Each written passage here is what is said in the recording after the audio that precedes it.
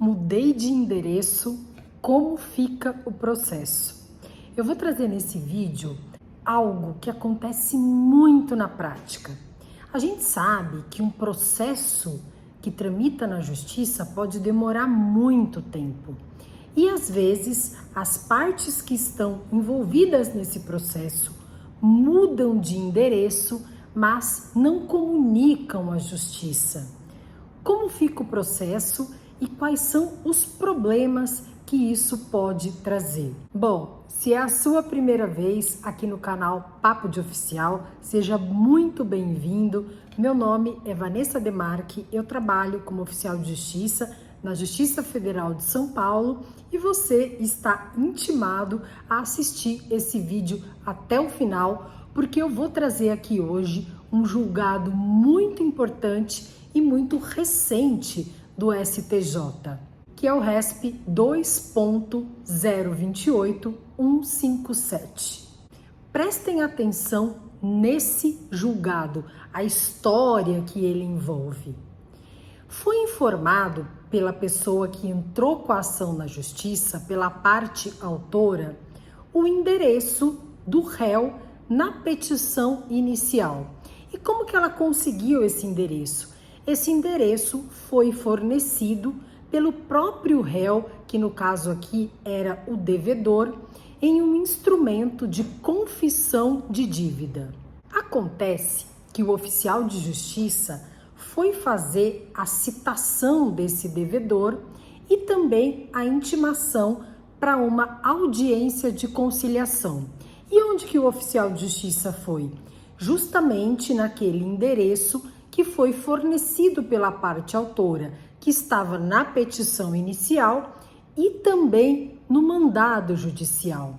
Só que o oficial de justiça chegou no endereço e foi informado que a pessoa não morava mais lá, que ele havia se mudado para o endereço X. O oficial de justiça foi então a esse endereço X e realizou a citação da pessoa e também a intimação para a audiência de conciliação.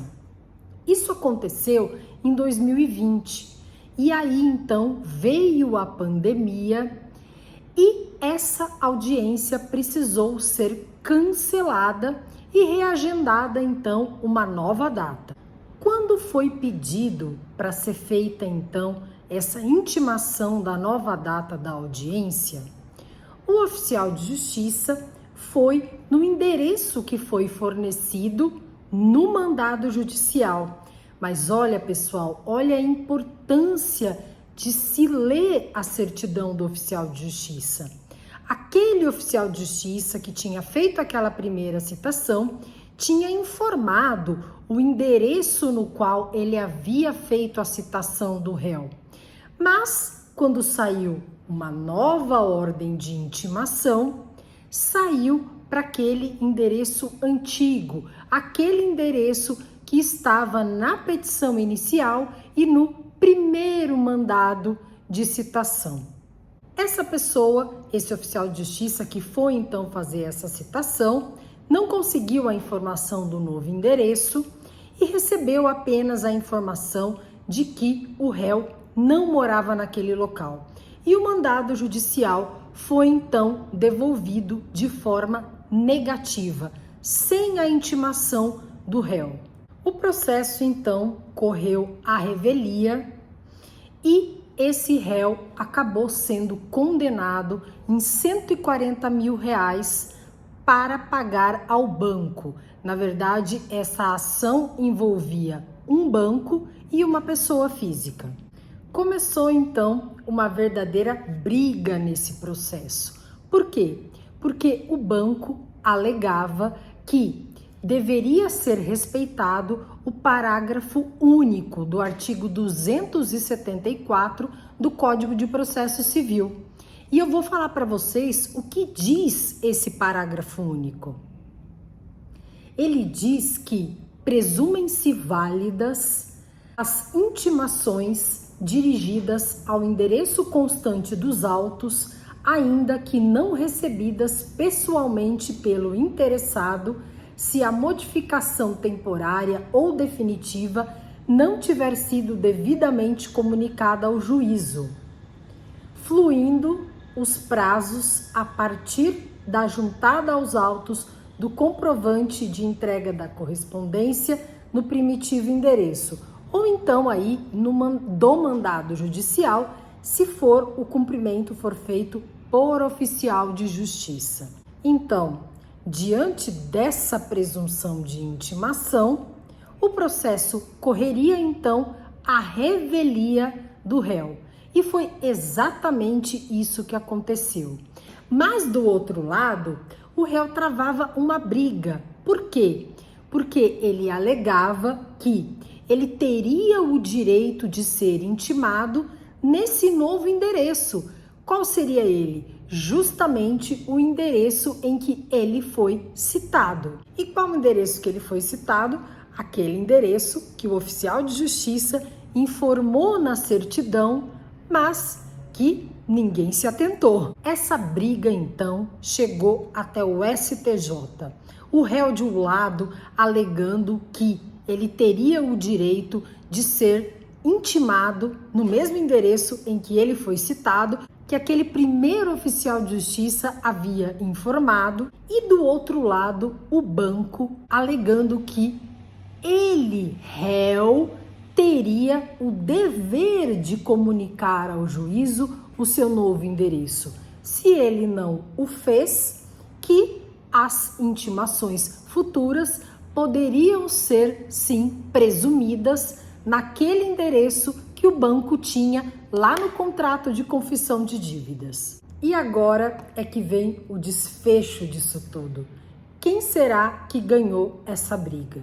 Bom, eu comentei que isso chegou até o STJ e o ministro relator, o ministro Marco Aurélio Belize, decidiu então a favor do banco. E onde que ele se baseou para decidir dessa forma? Ele se baseou tanto no artigo 243 do Código de Processo Civil, que diz que a pessoa pode ser citada onde quer que ela se encontre, né? Não precisa ser no endereço da casa, no endereço comercial dela, ela pode ser citada até mesmo em trânsito, onde quer que o oficial de justiça a encontre. Mas que isso não dá direito a ela de sempre ser intimada naquele mesmo local. E que, se ela quer ser citada em local diverso do que foi informado no processo, que ela tem o dever de informar esse novo endereço. Portanto, pessoal, o réu acabou perdendo essa briga. Prevaleceu, então, os artigos 243 do CPC e também o artigo 274, parágrafo único, aquele que eu já li aqui para vocês. E aí, então, eu finalizo trazendo aqui para vocês um importante julgado, importante para quem está aí envolvido em um processo judicial, importante para os advogados, importante para os oficiais de justiça. E o que diz esse julgado? Que a citação em local diverso não muda o endereço indicado no processo para intimações, salvo pedido do réu. Bom, pessoal, eu espero que tenha ficado claro. Se não ficou, mandem aqui as suas dúvidas, porque esse julgado é muito importante mesmo, tá? Traz um precedente aí que envolve casos que acontecem diariamente em processos judiciais de réus que mudam o endereço e não comunicam à justiça, de oficial de justiça que informa o novo endereço do réu no processo, mas que aquela certidão do oficial de justiça informando o novo endereço acaba sendo negligenciada. Enfim, são problemas que acontecem diariamente na justiça, e daí a importância desse julgado, desse RESP. Tá legal? Espero que possa ser útil para vocês. Até mais então, até o próximo vídeo.